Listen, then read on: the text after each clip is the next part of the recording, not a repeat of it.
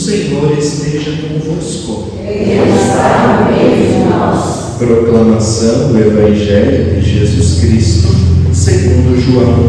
Glória a vós, Senhor. Naquele tempo, muitos dos discípulos de Jesus que o escutaram disseram: esta palavra é dura, quem consegue escutá-la?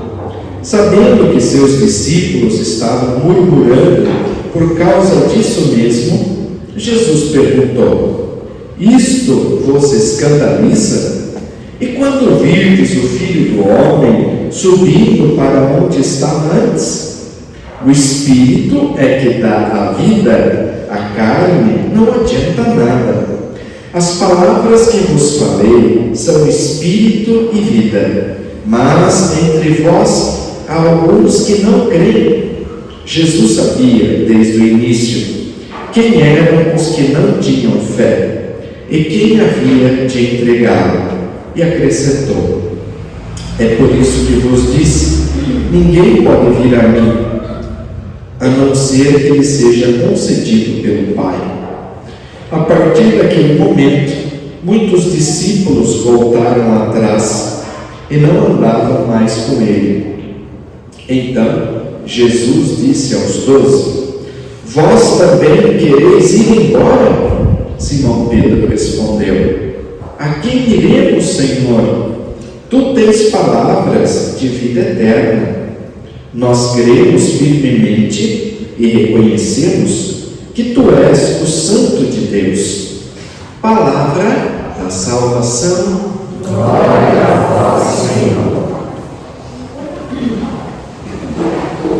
Irmãos e irmãs, a liturgia da palavra de hoje coloca para a nossa meditação, para a nossa reflexão, na primeira leitura, um trecho do livro dos Atos dos Apóstolos.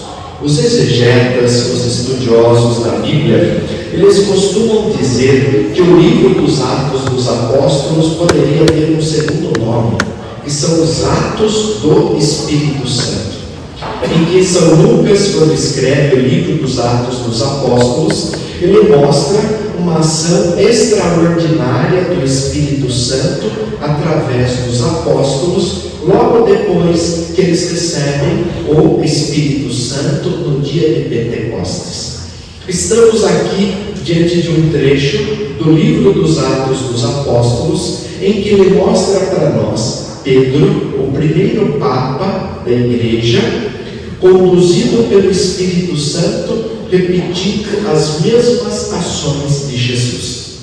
Existe um trecho do Evangelho de João, o evangelista São João diz assim, relatando uma fala do próprio Jesus: aqueles que creem em mim farão as mesmas obras que eu faço, e farão obras ainda maiores do que estas. E Pedro acreditava nisso piamente. Tanto é que o livro dos Atos dos Apóstolos relata: Pedro chega numa cidade onde havia um homem de nome Enéas. Esse homem estava paralítico na cama há 10 anos. Imagine uma pessoa na cama há 10 anos. A dor, o sofrimento, o flagelo, a angústia. E Pedro chega, vê aquele estado de dor, de sofrimento, ele ora por Enéas, pedindo a misericórdia de Deus sobre ele, e Enéas levanta-se da cama e anda.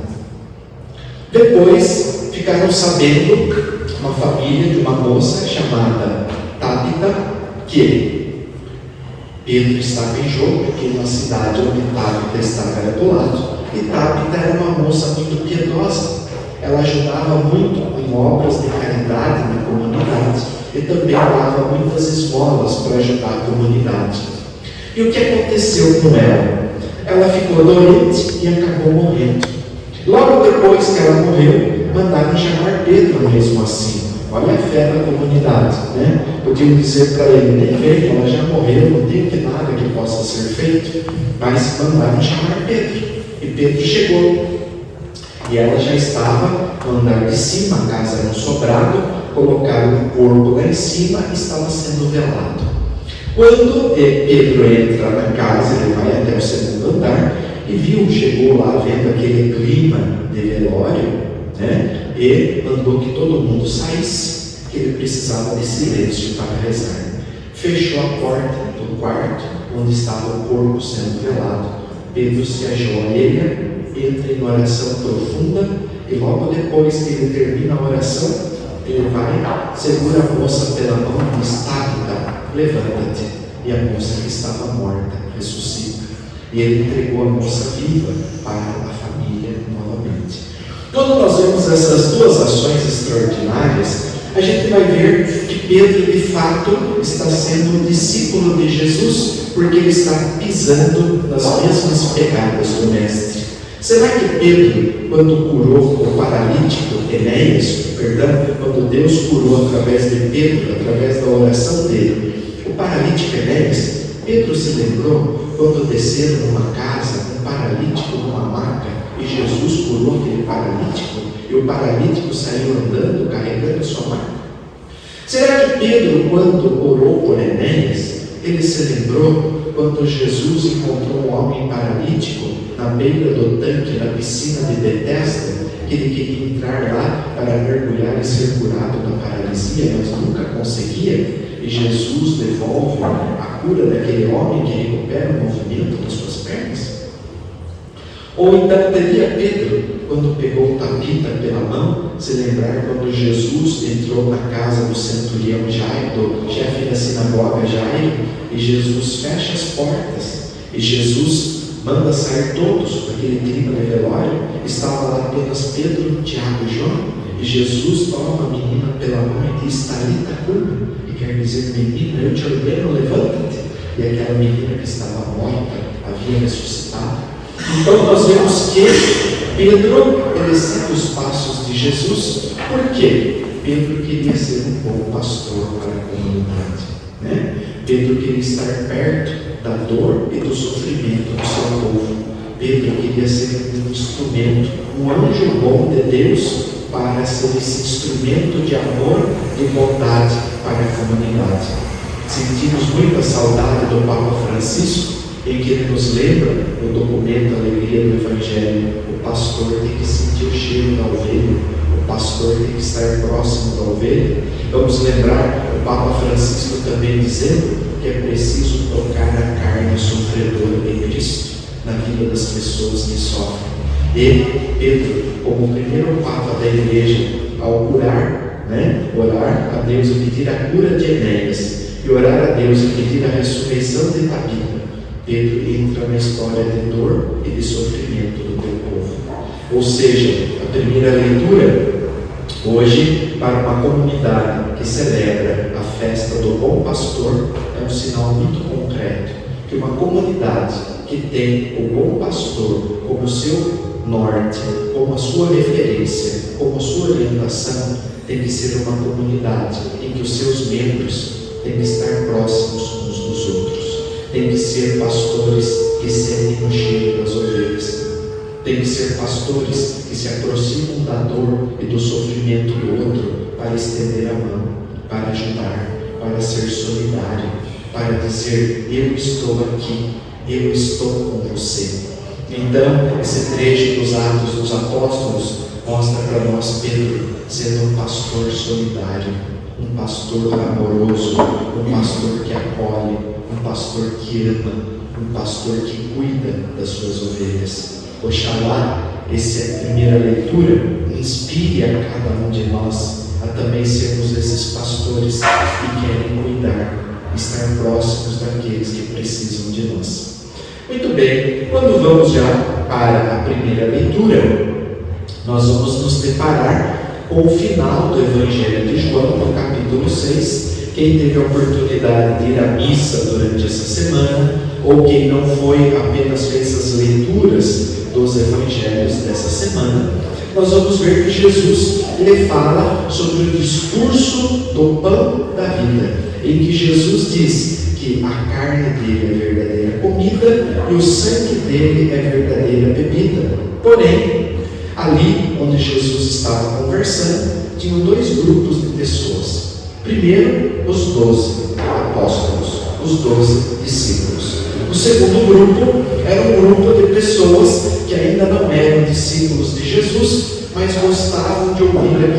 Jesus falava. Porém, para esse grupo que não era dos apóstolos, mas que gostava de ouvir o que Jesus dizia, eles começaram a dizer: esse discurso de Jesus de comer a carne dele e de beber o sangue dele é muito forte. Isso é impossível. Como que ele vai dar para nós a carne dele para a gente comer? Como que ele vai dar para nós o sangue dele para beber? Isso é impossível. Isso não existe, né? E aí, o que acontece? Muitos foram embora.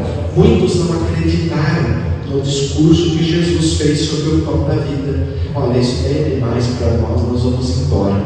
E quando Jesus viu esse grupo ir embora, Jesus olhou para os 12, para os apóstolos, e falou para eles: olha, se vocês quiserem ir embora, pode ir, porque o que eu disse está dito e o pão da vida é de verdade, é real.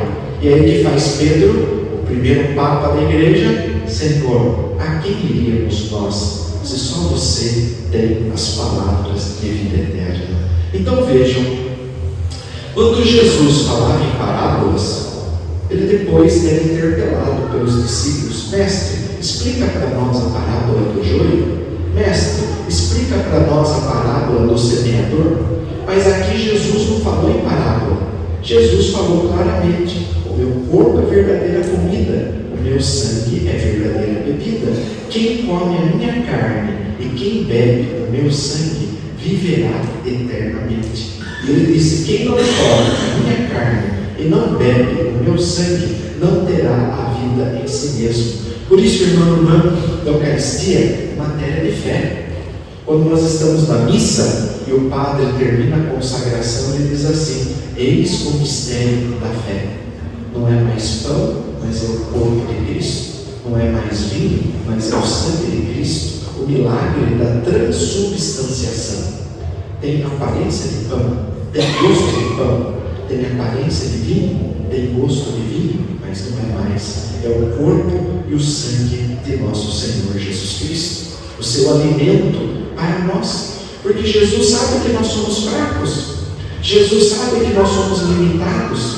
Às vezes qualquer coisa nos abate, nos desanima, nos tira a esperança. Talvez tantas coisas mexem conosco. E Jesus pensou: eu tenho que ficar com eles através da Eucaristia, para ser alimento, para ser força, para ser consolo, para ser fortaleza para eles. Me lembro de um episódio uma vez, quando a cidade do México foi assolada por um terremoto que abalou a cidade toda. E muitos escombros houveram, caiu prédios, caiu repartições públicas, casas, o povo ficou arrasado, a cidade do México foi destruída de uma forma geral. E aconteceu uma cena muito assim que chamou a atenção de muitas pessoas. Quando passados já 3 dias do terremoto, eles não achavam que ia encontrar mais ninguém vivo, mas acharam uma mãe com uma criança de 1 ano de vida debaixo dos escombros, ainda com vida. E perguntaram para a mãe: como é que a senhora conseguiu escapar disso? A laje em cima da senhora, uma viga em cima da sua filha, como a senhora conseguiu? Ela falou: olha, eu percebi que eu precisava de água, eu não tinha como beber água, eu estava com muita sede. Eu vi que a minha filha chorava, que ela estava com fome, ela estava com sede, ela estava desidratada.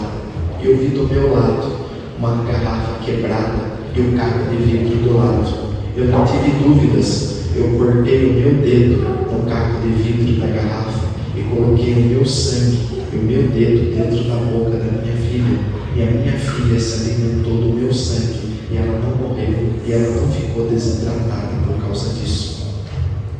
Se uma mãe é capaz de dar o próprio sangue para a sua filha não morrer, o que dirá do Filho de Deus, de Jesus Cristo, que deu a sua vida para a nossa salvação? Nós vemos às vezes, em alguns afrescos na nossa igreja, o pelicano como símbolo de Jesus eucarístico. Por quê? O pelicano, ele tem uma ação, ele tira toda a pena do peito dele e deixa os filhotes comer a própria carne dele, para que os filhotes não morram de fome quando ele não acha alimento para ele comer. Então, nesses momentos difíceis, nós vemos que Jesus, Ele pensou em nós. Ele quis deixar para nós o quê? O seu corpo, o seu sangue, ou seja, a Eucaristia para nós é o próprio Jesus. A Eucaristia para nós é o corpo, sangue, alma e divindade de nosso Senhor Jesus Cristo.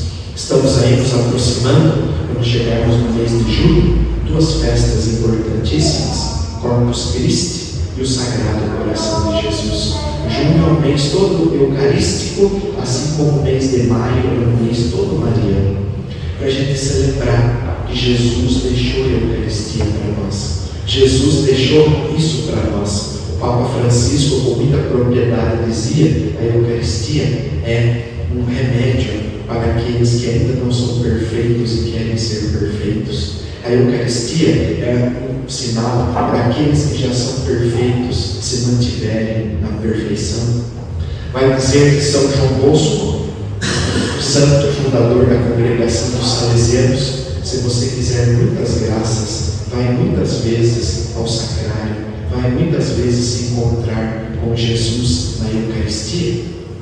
Vai dizer São José Maria Escrivá, procura ser alma de Eucaristia, coração de Eucaristia. Vai dizer São José Maria Escrivá ainda: quando estiveres indo para o sacrário e lá entrares, lembra-te que Ele há mais de 2000 anos está lá te esperando, para te dar vida, para te dar esperança. O Cristo ressuscitado permanece no meio de nós através da Eucaristia. E nós vamos nos lembrar de uma frase muito bonita de Madre Teresa de Calcutá, hoje Santa Teresa de Calcutá, que quando ela fazia uma meditação com as irmãs filhas da caridade sobre a Eucaristia, Madre Teresa de Calcutá dizia para elas o seguinte: repare que quando você comungar, quando você receber Jesus na Eucaristia, você estará muito parecido com Nossa Senhora, porque o Espírito Santo veio e envolveu Nossa Senhora com a sua sombra, e Nossa Senhora recebeu o Verbo de Deus dentro dela, o próprio Jesus. E cada vez que nós entramos na fila da comunhão para comungar, o Espírito Santo nos envolve e Jesus passa a habitar no nosso coração, em corpo, sangue, alma e divindade. Por isso, comungar a Eucaristia é comungar Jesus. Por isso, receber a Eucaristia é preciso de fé. Por isso que Jesus falou para um grupo de pessoas que estavam lá ouvindo hoje dele: se vocês não acreditam, se vocês não creem, pode ir embora, não tem problema. Mas a minha carne é verdadeira comida e o meu sangue é verdadeira bebida. Quero lembrar também um testemunho de um sacerdote que foi fazer alguns exames e ele descobriu que ele estava com leucemia. Todo o corpo já tomado pela leucemia. Depois desse exame, ele saiu lá desanimado, triste no médico, por saber que estava com uma doença grave, ia ter que fazer um tratamento muito sofrido, muito árduo, muito difícil. E o que aconteceu? Ele encontrou um padre, e um padre que acreditava muito na presença de Jesus na Eucaristia, um padre irmão dele, até de congregação religiosa, e falou para ele: meu irmão padre, você está todos os dias rezando a missa, comungando o corpo e o sangue de Cristo. Quando você comungar, pede para Jesus te curar. Pede para Jesus te curar do câncer. Pede para Jesus te devolver a saúde. E o padre começou, a cada Eucaristia que ele fazia, ele pedia a Jesus: Jesus, me cura da leucemia, me cura do câncer. E assim foi. Um belo dia ele foi fazer os exames. Quando repetiu os exames, ele levou para o médico ver. O médico olhava para ele, olhava para os exames. O médico olhava para ele, olhava para os exames. E falou assim: olha, eu não consigo acreditar no que eu estou vendo aqui. Ele falou: mas por quê? O senhor está vendo esse exame aqui de um mês atrás? O seu corpo estava todo tomado pela leucemia. Esse outro exame que o senhor acabou de fazer aqui, eu estou vendo. O seu corpo não tem leucemia mais. O seu sangue está limpinho. E tem mais uma coisa: esse tipo sanguíneo que está aqui não é o tipo sanguíneo do senhor, porque o seu tipo sanguíneo era um, o Senhor está com outro tipo sanguíneo. Ele não só recebeu o milagre, mas Jesus fez uma transfusão de sangue na vida dele. Ele teve todo o sangue dele transformado. Então, irmã, a Eucaristia é fonte de graça. A Eucaristia é fonte de bênção. Uma mulher acreditou que se ela tocasse na orla do vestido de Jesus, ela seria curada. Imagine nós que recebemos Jesus na Eucaristia dentro de nós. Imagine que aquilo que nós temos aqui na terra, nem os anjos no céu têm. Os anjos não podem comungar como nós comungamos, eles têm a visão beatífica lá no céu de Deus, face a face, mas eles não podem comungar como nós comungamos aqui na terra. Quando você comunga e volta para o seu lugar, o seu anjo da guarda se ajoelha do seu lado para adorar Jesus Eucarístico dentro do seu coração. Quando você sai da sua casa para vir participar da missa e receber a Eucaristia, o seu anjo da guarda te acompanha feliz da vida, porque ele sabe que você vai receber Jesus e ele vai poder adorar Jesus dentro do seu coração. Por isso, irmã, não dá para viver sem Eucaristia, não dá para viver sem este sacramento. Nós não podemos fazer como as pessoas do Evangelho de hoje que duvidaram da palavra de Jesus, que não acreditaram naquilo que Jesus estava dizendo. A Eucaristia é a nossa grande força, a Eucaristia é a nossa grande alicerce. Sem Eucaristia a gente não caminha. Católico sem Eucaristia não persevera. Católico sem Eucaristia não segue em frente. Por isso peçamos ao Senhor, como eles pediram naquela época: Senhor, dá-nos sempre desse pão, porque somente Tu tens as palavras de vida eterna. Louvado seja nosso Senhor Jesus Cristo. Para sempre seja louvado.